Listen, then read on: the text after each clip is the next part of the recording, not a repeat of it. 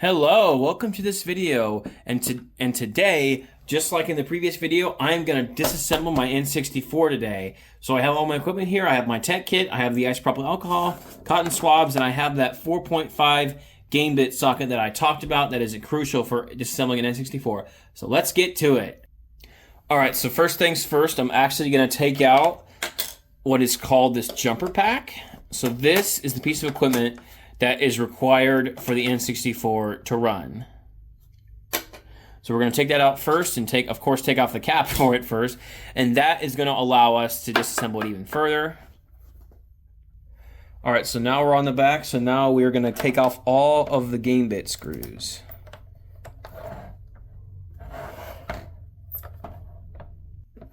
So something that I was taught at one of my previous internships in the electronics industry is that you want to actually unscrew screws on any kind of electronic device in a cross-platform, so because that'll help equalize the stress on the plastic shell and prevent it from, especially also when you're reassembling, and prevent it from making any cracks or having bends or, not fully seating properly when you reassemble.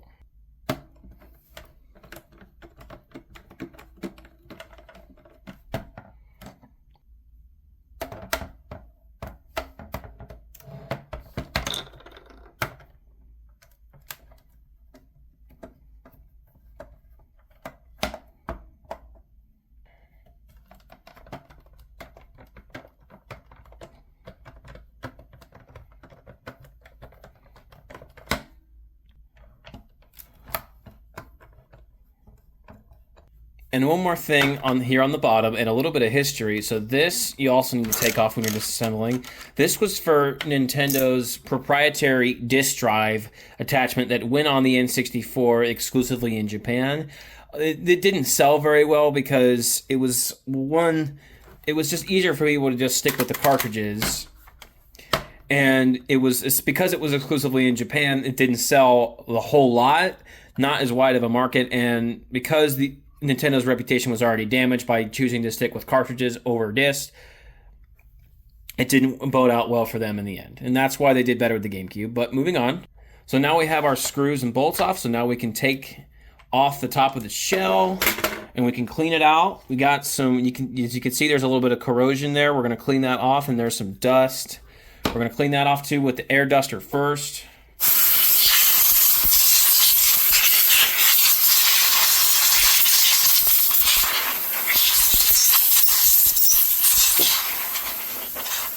Now, some of the dust I'm not going to be able to get off, so we're going to use alcohol next.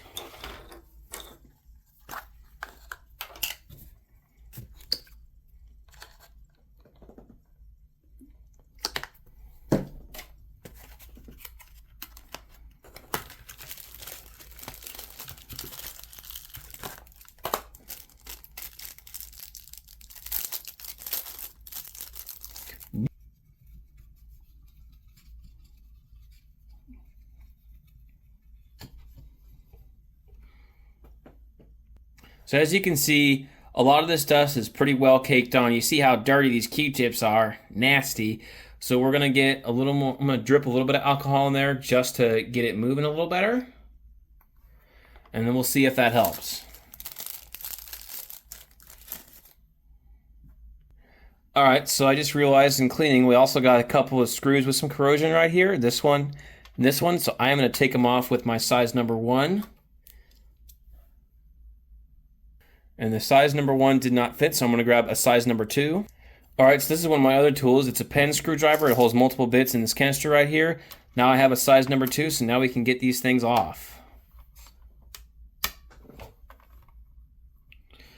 can see this is what happens. Sorry that I didn't give a better good look.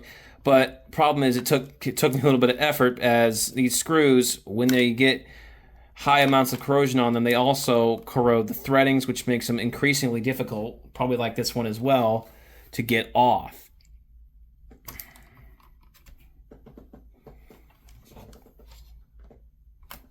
And now it's spinning. Give me a second. Alright, so now I was able to get it loose.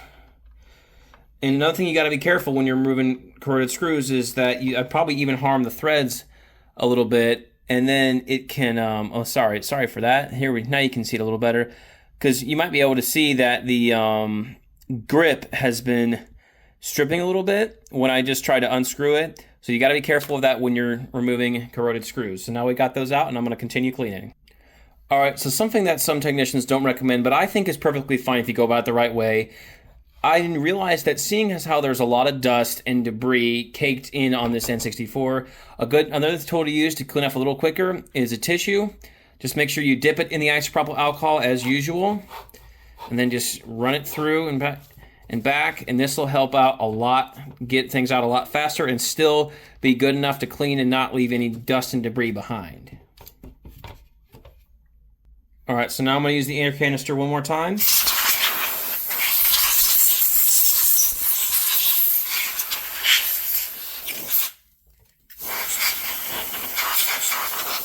What you just saw there is the hydrocarbons.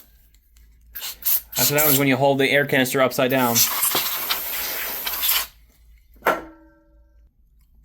All right, so now we're going to begin to reassemble. Let's put those screws that I said were corroded back in. Hopefully they won't be much that tough. There, that's one. Here's the other one that I said I might have scraped a little bit. Still got a little bit of corrosion on it, but it'll do.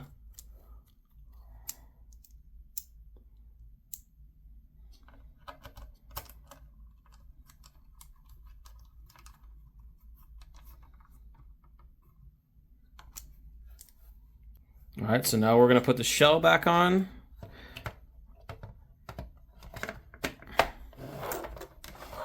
It goes on just like that. And we can put the tab for the disk drive back on.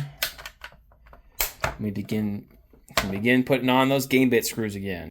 All right, so just like I said earlier, we're going to do it in a cross platform. That way we can equalize stress.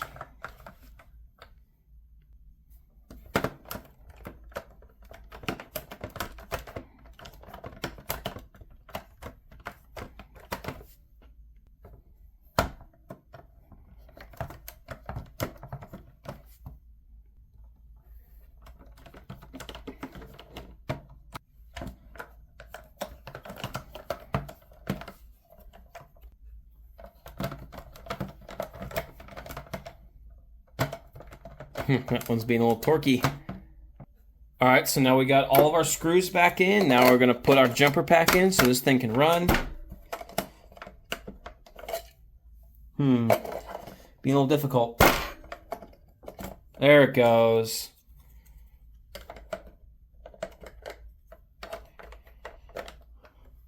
And that is how you disassemble and clean out a Nintendo 64. So last test. After you clean it out, make sure it powers on. Uh-oh, we got a little problem. All right, so I just blasted out the cartridge with a little bit of compressed air. Let's see if it boots up now. There it is. Well, I hope you enjoyed this video. Found it very educating and very entertaining. See you guys next time.